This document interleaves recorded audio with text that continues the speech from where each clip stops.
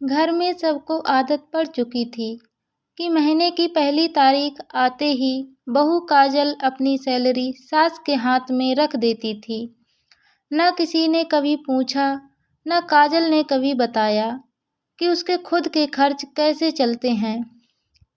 बस शादी के बाद से यही नियम बनाकर दिया गया था कि बहू कमाती है तो घर में देगी ही। शुरू में काजल को लगा था घर नया है, जिम्मेदारी है, सबको मिलकर चलना पड़ता है। लेकिन धीरे धीरे उसे समझ आने लगा कि ये जिम्मेदारी नहीं, आदत बना दी गई है। सास ललिता देवी हर महीने पैसे लेते समय यही कहती, घर चलाना आसान नहीं होता, बहू तुम्हारी कमाई से ही सब संभल रहा है। लेकिन वहीं घर में जब रिश्तेदार आते तो बोलती, हमारा बेटा अकेला सब संभाल रहा है, बहू तो बस नौकरी कर लेती है। काजल हर बार चुप रह जाती।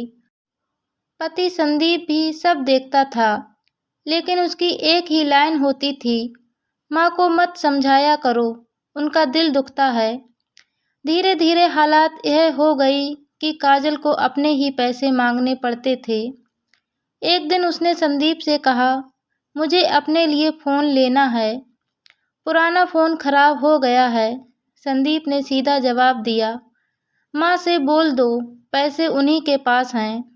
उस दिन पहली बार काजल को अजीब लगा, कमाने वाली वो और इजाज़त किसी और से। महीने की पहली तारीख आई। ललिता देवी सुबह से ही बैठी इंतजार कर रही थी।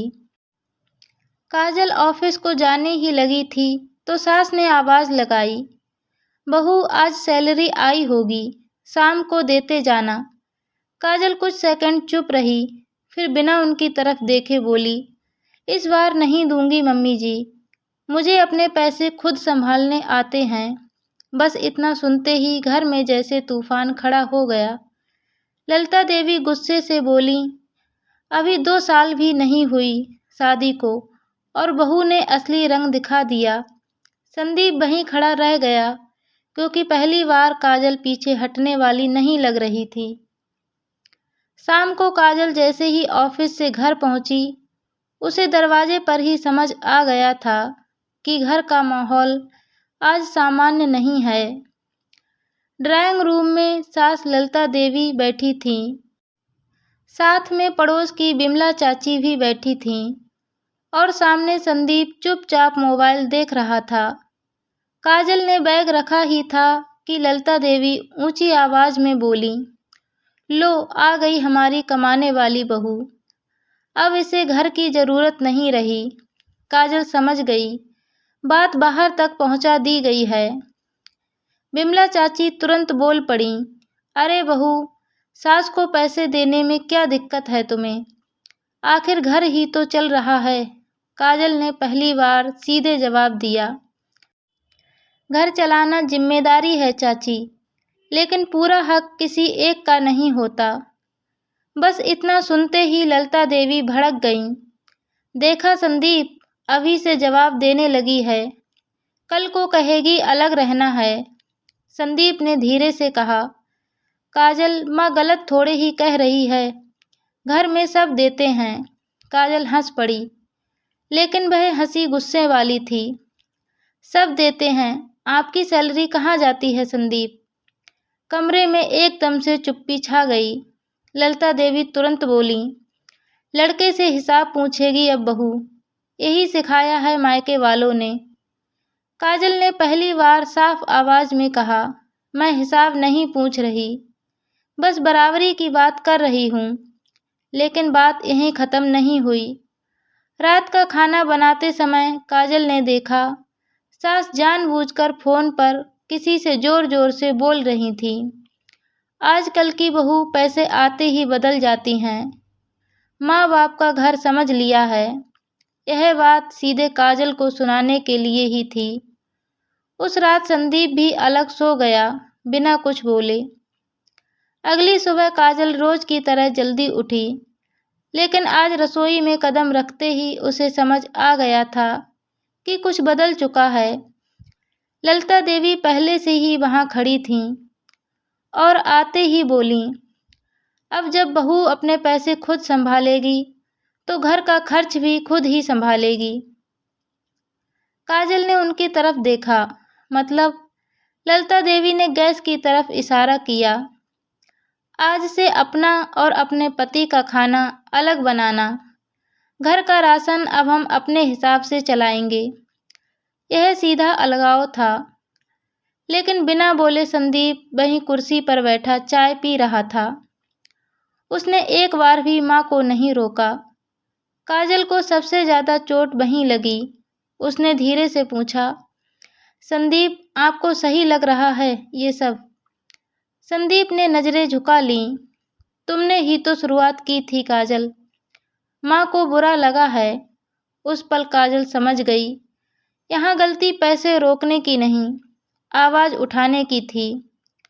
पूरा दिन घर का माहौल ऐसा रहा जैसे काजल कोई मेहमान हो।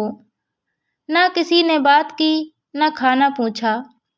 शाम को जब वह ऑफिस से लौटी तो देखा सास पड़ोस में बैठकर यह कह रही थी, हम तो बहू को बेटी मानते थे, लेकिन इसे तो अपनी कमाई प्यारी है। लोग सहानुभूति से ललिता देवी को देख रहे थे और काजल को ऐसे जैसे वह घर तोड़ने आई हो। उस रात काजल ने पहली बार अपने कमरे का दरवाजा बंद किया और चुपचाप बैठ गई। उसे समझ आ चुका था, इस घर में बहू की इज्जत उसकी कमाई से थी, उससे नहीं। और तभी संदीप कमरे में आया और बोला, अगर इतनी ही दिक्कत है तो कुछ दिन मायके चली जाओ। यह सुनकर काजल के अंदर कुछ टूट गया, क्योंकि अब बात पैसे की नहीं रही थी और उसे धीरे धीरे इस घर से बाहर किया जा रहा था। संदीप के मुंह से मायके चली जाओ सुनकर काजल कुछ देर तक उसे देखती रह गई। उसे उम्मीद थी कि शायद वो गुस्से में बोल रहा होगा, लेकिन संदीप बिल्कुल शांत था, जैसे कोई सामान्य बात कह रहा हो। काजल ने धीरे से पूछा, मतलब समस्या खत्म करने का तरीका मुझे घर बेच देना है। संदीप ने थके हुए अंदाज में कहा, घर में रोज तनाव रहे उससे अच्छा है थोड़े दिन दूर रहो। बस वहीं काजल के अंदर आखिरी उम्मीद भी खत्म हो गई। अगली सुबह उसने बिना किसी बहस के अपना बैग पैक किया। ना रोना ना शिकायत। ललिता देवी दरवाजे पर खड़ी ताना मारते हुए बोली, गुस्सा ठंडा हो जाए तो वापस आ जाना, घर ऐसे नहीं चलते। काजल पहली बार पलटकर रुकी। वो सीधी उनकी आंखों में देखकर बोली, घर पैसे से नहीं चलता मम्मी जी, साथ से चलता है, और यहाँ मेरा साथ किसी ने दिया ही नहीं। संदीप चुपचाप खड़ा रहा, जैसे हमेशा रहता था। काजल दरवाजे से बाहर निकल गई। 2 महीने बाद घर का खर्च लड़खड़ाने लगा। EMI, राशन, दवाइयाँ, सबका बोझ सीधे संदीप पर आ गया। तब पहली बार ललिता देवी को एहसास हुआ कि जिस बहू की कमाई को वह अधिकार समझती थी, वही घर की सबसे बड़ी सहारा थी। उधर काजल ने मायके जाकर ट्रांसफर ले लिया। अपना अलग अकाउंट, अपनी बचत और अपनी शांति बना दी। एक शाम संदीप का फोन आया, घर वापस आ जाओ, सब ठीक कर लेंगे। काजल ने शांत आवाज में कहा, मैं वापस तभी आऊंगी जब मुझे बहू नहीं इंसान समझा जाएगा, और अगर वह नहीं हो सकता तो अब मैं वहीं ठीक हूँ जहाँ मेरी कमाई नहीं मेरी इज्जत मायने रखती है।